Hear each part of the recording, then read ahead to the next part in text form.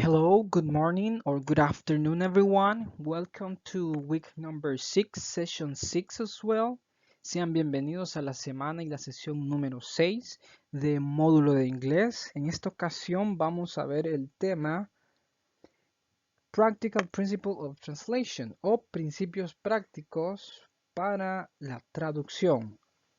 A partir de hoy vamos ya a empezar a hacer un poco de traducción y nos vamos a centrar en la siguiente agenda. Tenemos the greeting, ya lo hicimos, translating step by step o traducción paso a paso, los pasos para hacer una buena traducción.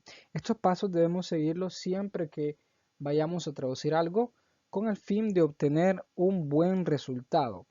Vamos también a ver algunos ejemplos de cómo hacer esta traducción. Vamos a ver el uso del diccionario, cómo hacer uso de un diccionario, ya sea un diccionario físico, un libro, o también un diccionario o un traductor virtual.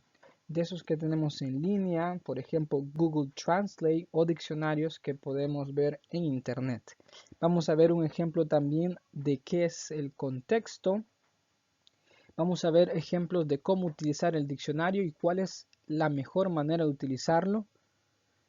Y por último vamos a ver ejemplos de aplicación, cómo el uso de Google Translate puede hacernos una traducción equivocada si lo dejamos así por así.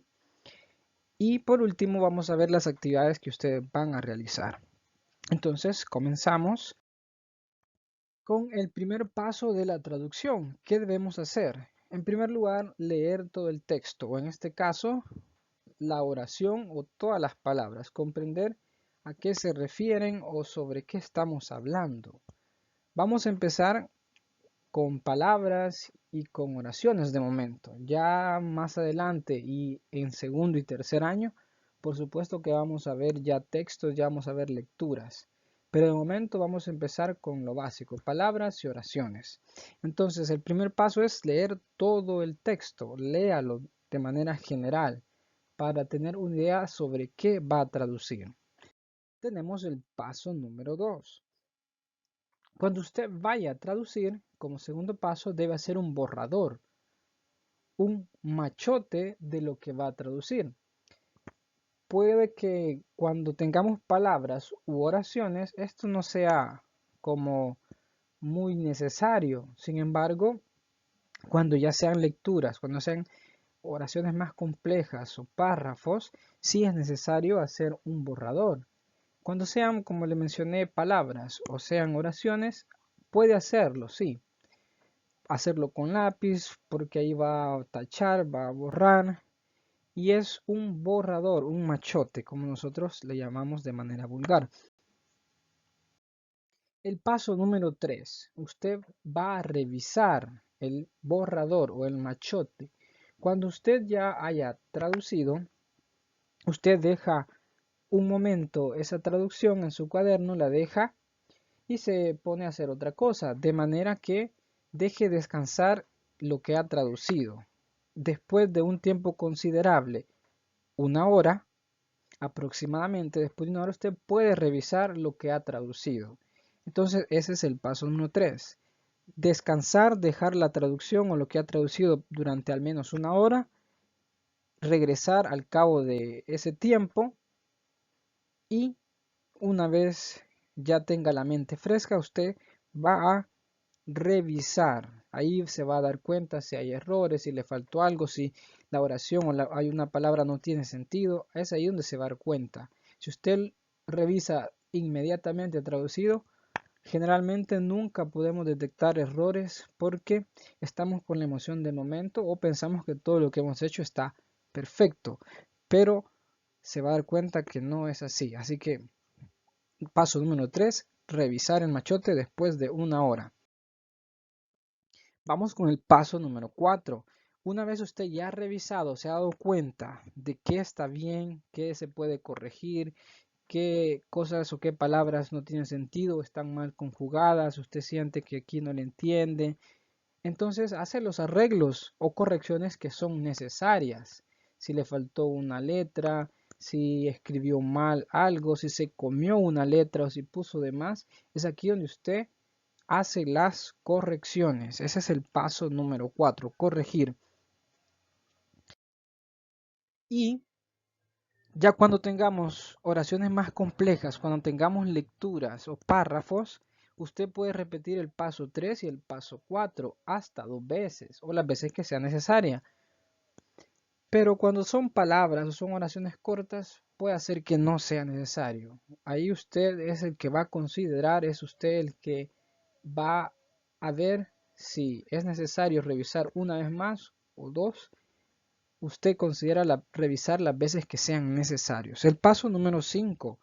Es importante recordar que cuando traducimos no vamos a traducir palabra por palabra, sino que en realidad traducimos un mensaje, un significado de un idioma a otro.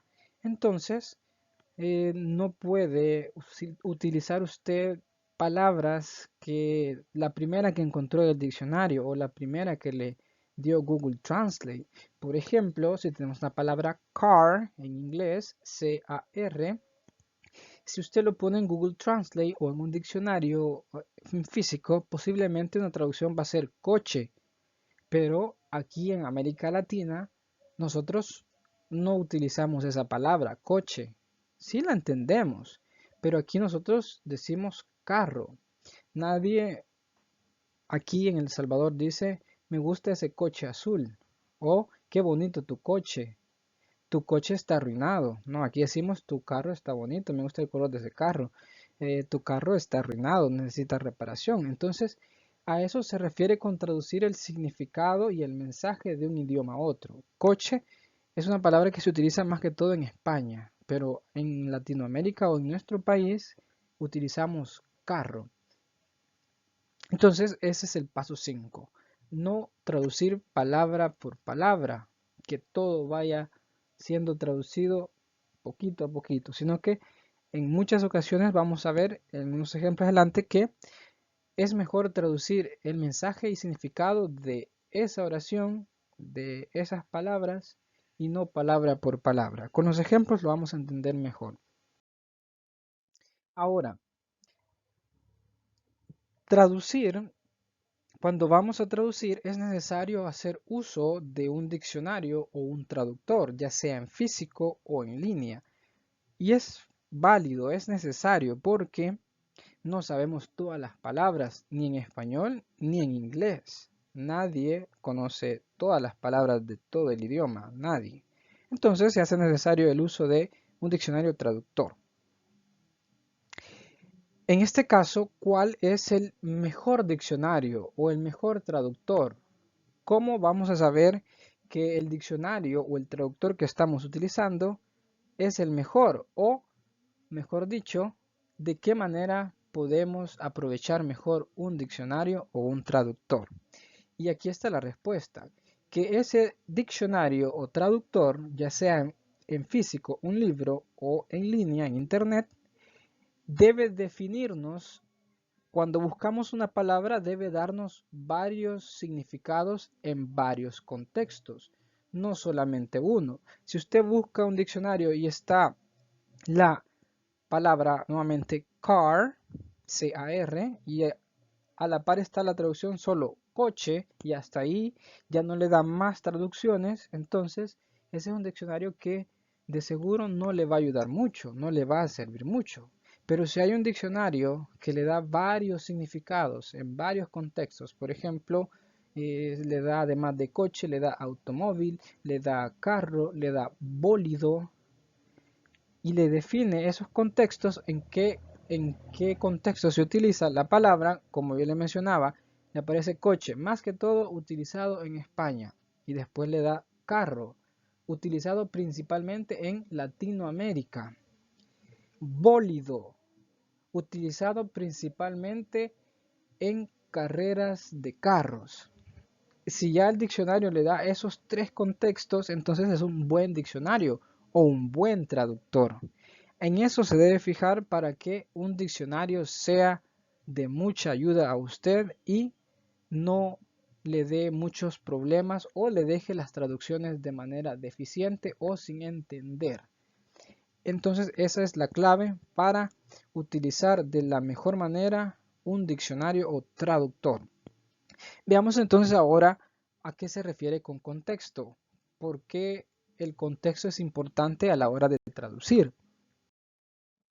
El contexto podemos definirlo de la siguiente manera. Son las circunstancias del espacio, tiempo y cultura que acompañan un mensaje. Es decir, cuando usted ve un texto, cuando hablamos o cuando escuchamos algo, hay ciertas circunstancias del espacio, el lugar donde estamos, el momento en que nos encontramos y también de la cultura del que habla y del que escucha. Esa es la definición de contexto que usted la tiene ahí en la guía. Entonces, veamos cómo una misma palabra tiene significado diferente según el contexto, según el tiempo, según el espacio y según la cultura.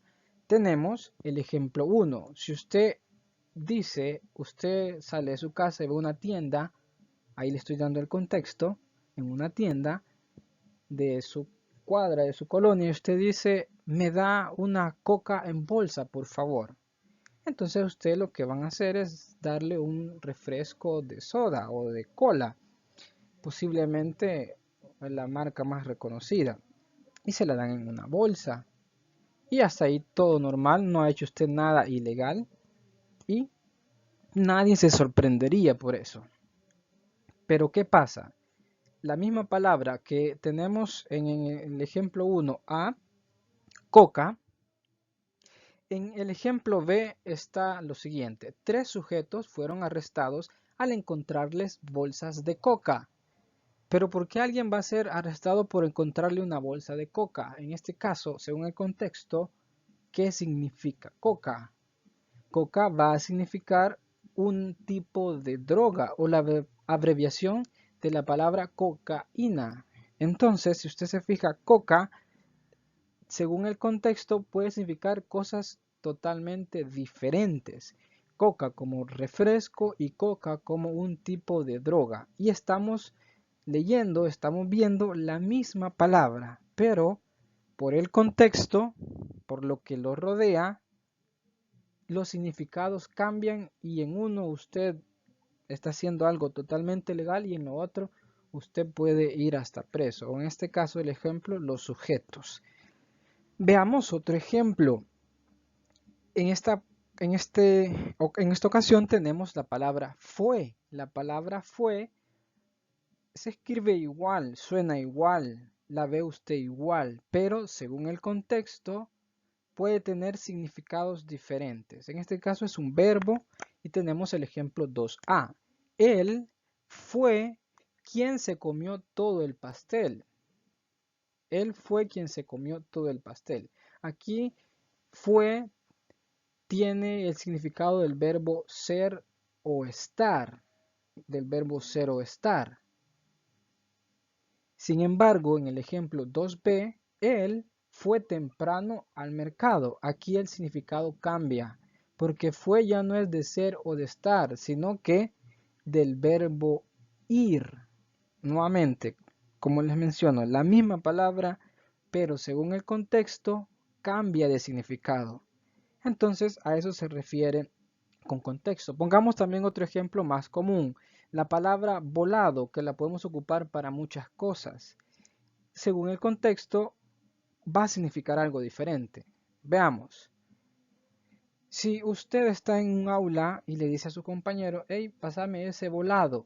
En esta ocasión, volado va a significar un objeto dentro del aula. Pásame ese volado, por favor. Usted le dice a un compañero, le va a pasar posiblemente un lápiz, un lapicero, un cuaderno, un borrador, una hoja, una regla, cualquier objeto. Pero ¿qué pasa? Veamos este otro ejemplo, según el contexto. Si usted está con un amigo en la esquina, o en la calle, en la acera, y ven pasar a un hombre o a una mujer que físicamente puede ser atractiva, Usted le dice con el que está en la acera sentado, mira ese volado que viene ahí caminando. Aquí volado ya no se refiere a un objeto. Aquí volado se está refiriendo a una persona, puede ser cualquier persona que va pasando. Pongamos un tercer ejemplo de la palabra volado. Usted está con su mejor amigo o amiga y lo ve triste y le pregunta, hey, ¿qué pasó? ¿Cómo te va con tu volado? Aquí, volado ya no significa ni objeto, ni tampoco significa cualquier persona, sino que aquí puede significar novio o novia. Entonces ahí vemos también otro ejemplo de el contexto, cómo el contexto cambia el significado de las palabras.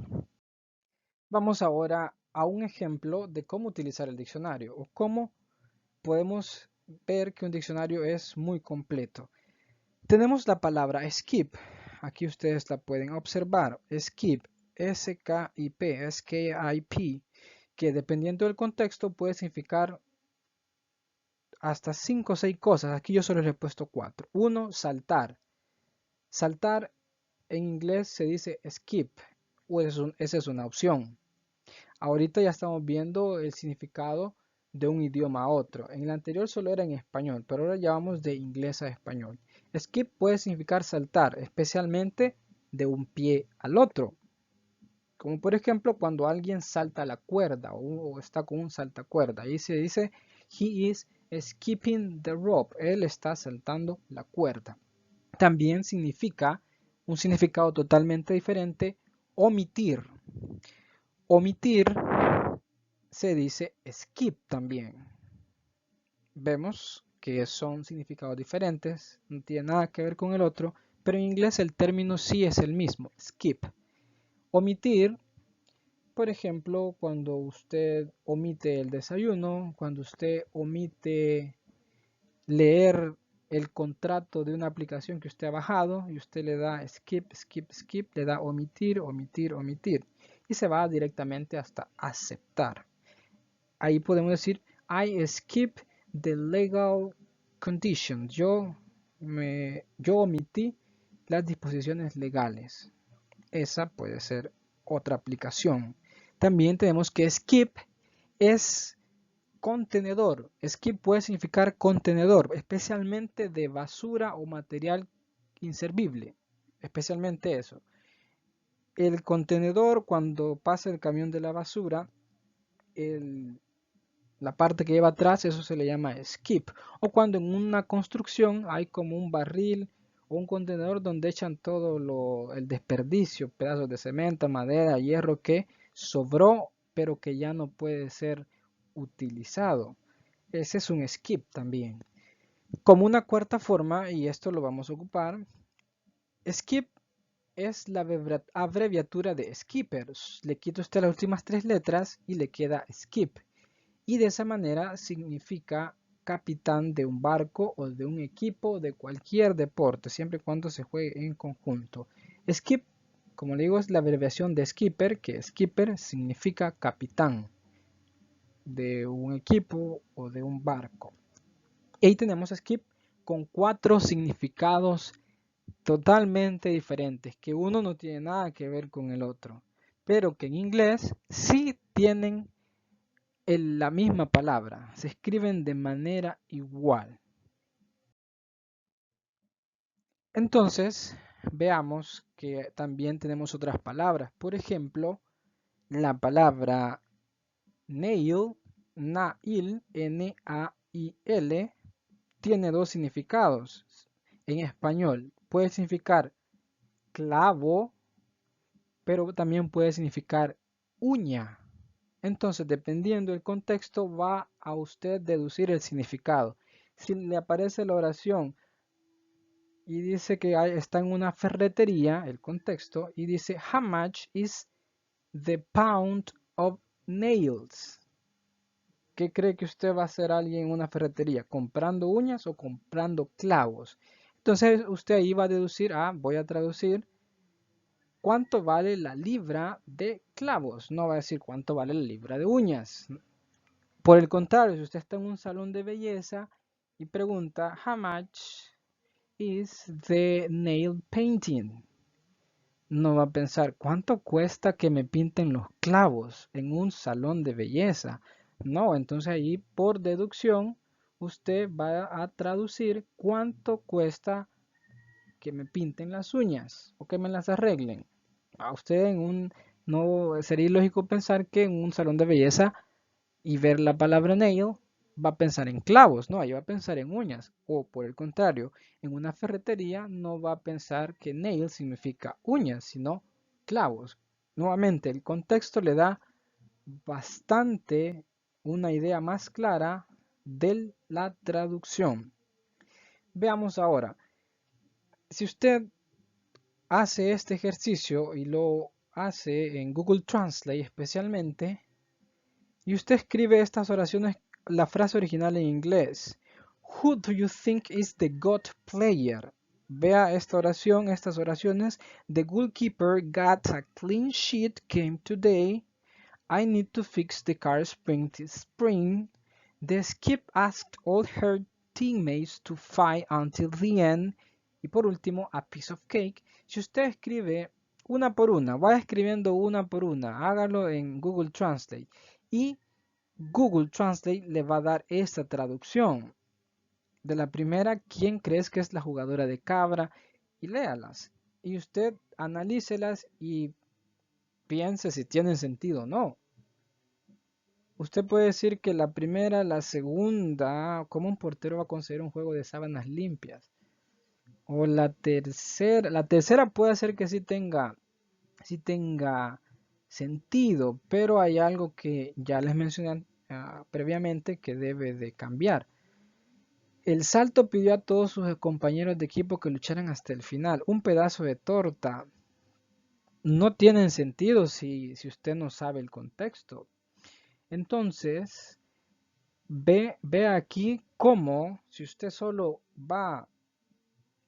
pega un texto, una oración en Google Translate y se queda solamente con eso, en muchas ocasiones las traducciones que le da la máquina no van a tener sentido, porque Google Translate o un diccionario, ellos no piensan, ellos no investigan, ellos no analizan, porque son máquinas, son objetos. Quienes pensamos, quienes analizamos y quienes investigamos somos nosotros, los seres humanos, los que vamos a traducir. Entonces, es importante que cuando usted traduzca, ya sea en diccionario o en Google Translate, no se quede solamente con copiar, pegar y volver a pegar la traducción. Debe revisarla, debe investigar. Cuando algo no esté claro, debe hacerlo. Como ya se los mencioné en los pasos del 1 al 5 que usted debe de hacer para una buena traducción. Ahora, ya que usted ha hecho ese ejercicio, vamos a la actividad número 1. La actividad número 1 es que usted va a investigar la traducción más acertada y correcta de esas oraciones que les acabo de presentar. Ya usted tradujo, copió y pegó en Google Translate y las traducciones que ahí yo les presenté no tienen sentido. Entonces, ¿cuál es la traducción correcta? Esa es la actividad número 1. Usted va a investigar, usted va a analizar y va a buscar en internet cuál es la traducción más acertada y correcta, de manera que usted aquí, hoy sí tiene sentido, diga, entonces esto, hoy sí le entiendo, ¿verdad? Hoy sí ya le entiendo y tiene sentido. Esa es la actividad número 1. En la actividad número 2, ¿qué es lo que va a hacer usted? Va a buscar de esas 5 palabras que yo le doy back, way, key, light and clean. Va a buscar 2 significados en español de esas palabras, pero que ese significado sea totalmente diferente uno del otro, así como yo le dije la palabra nail. Nail significa uña y significa clavo. Un clavo y una uña no son cosas iguales, son cosas totalmente diferentes. Aquí también le pongo otro ejemplo, la palabra chip. La palabra chip significa una pieza electrónica diminuta que llevan los celulares, llevan unas tablets, llevan unas computadoras. Chip también significa papas fritas. Si ustedes se fijan, un chip una pieza electrónica con las papas fritas no tiene nada que ver. Aquí yo le he puesto 5 significados, pero usted solo va a buscar 2. Eso es lo mínimo. Si usted quiere poner más, hágalo, pero que sean diferentes. Tenemos también que chip significa bombear o hacer un sombrerito. Eso con el área de deportes o con el fútbol de manera especial. Chip también significa las fichas de los juegos de mesa. Cuando se va a un casino y usted ve que en vez de dinero le dan esas fichas. Y chip también significa astillarse, como el ejemplo que aquí tenemos cuando se le quiebra una uña o un pedacito de una uña. Eso se llama es el verbo chip. I chipped my nails. Se me quebró la uña, dicen las mujeres especialmente. Entonces, eso es lo que va a hacer en la actividad número 2. Si usted, por ejemplo, tiene la palabra back, debe buscar 2 significados que sean diferentes, no que sean sinónimos. Por ejemplo, la palabra ball, B-A-L-L, ball. Si usted hace lo siguiente, les pongo eso como ejemplo. Ball significa, usted dice pelota, pero el otro significado usted le pone balón. Balón y pelota son sinónimos. Si usted pide un balón o una pelota, le van a dar el mismo objeto. Entonces, en este caso estaría equivocado porque los dos significados son similares y yo le estoy pidiendo que el significado en español de las palabras de las 5 que yo leo, el significado debe ser diferente, como le mencioné en este ejemplo de la actividad 2 y como le mencioné de la palabra nail.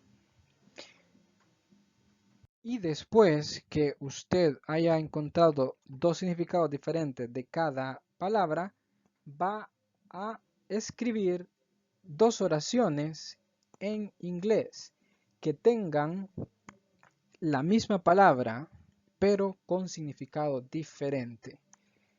Y nuevamente tenemos chip. Yo he utilizado el significado de los primeros 2. El primero que era un aparato o un componente electrónico diminuto, y en la oración número 2 lo he utilizado como papas fritas. La oración usted la debe escribir en inglés. Como le mencioné, la palabra se va a repetir en las 2 oraciones, pero en ambas va a tener significado diferente. Por ejemplo, aquí dice: The electrical storm damaged the computer chip, que es la tormenta eléctrica dañó el chip de la computadora o el componente diminuto electrónico de la computadora. Y aquí dice: I would like to have fish and chips. Me gustaría comer pescado y papas fritas. Les repito, la misma palabra, aunque aquí está en plural, pero con significados diferentes. Aquí habla de comida y aquí de algo electrónico. Nuevamente, el ejemplo de nail. Si usted escribe, bueno, en este caso no lo puedo usar porque ya se lo estoy dando, tiene que buscar otro. How much is a pound of nails? ¿Cuánto vale la libra de clavos? How much is the nail painting? ¿Cuánto vale el arreglo de uñas? En este caso también la palabra es la misma, nail. En ambas oraciones estoy usando nail, pero en ambas oraciones tiene significado diferente. Entonces es lo que usted debe hacer en la última actividad. En total serían 10 oraciones porque son 5 términos y por cada término usted buscó 2 significados. Entonces va a ser una oración por cada significado. En total serían 10 oraciones. Y eso sería todo. Si usted, por supuesto, tiene preguntas, las puede hacer durante todo el día al número de WhatsApp. Muchas gracias por su atención. Pasen feliz día. Have a nice day. Thank you.